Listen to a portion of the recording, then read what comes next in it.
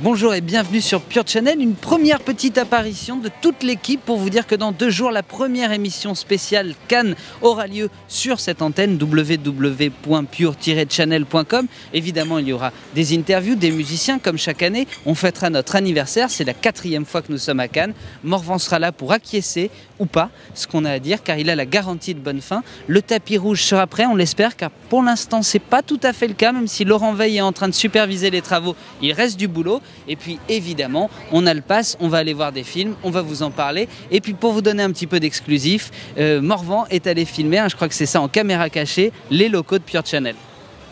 Voilà, et donc là tout de suite c'est l'image caméra embarquée donc dans les locaux de Pure Channel à dans 1 ou 2 jours pour les premières images du Festival de Cannes. En attendant, on parle bien sûr du film d'ouverture The Great Gatsby avec Emmanuel Pujol et Mathieu Gaillet.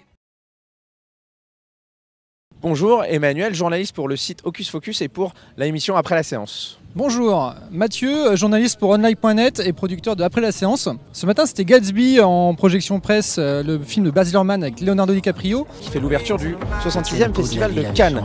Radicalement, les gratte-ciels s'élevaient plus haut, les soirées frappaient plus fort, les mœurs tombaient plus bas et l'alcool coûtait moins cher. Un bouillonnement frôlant l'hystérie. Vous me suivez? Gatsby. Dites, vous le connaissez? Un héros de guerre. Monsieur Gatsby n'existe pas. Gatsby? Mais quel Gatsby?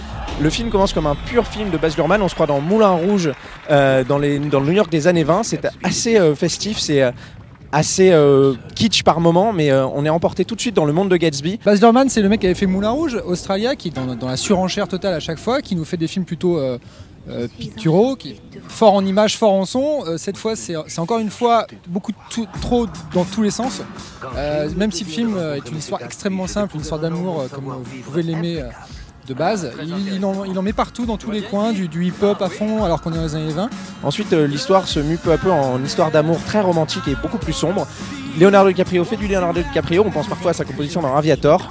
La vraie révélation, c'est Joel Edgerton. Quant à Tobey Maguire, malheureusement, il plombe un peu le film.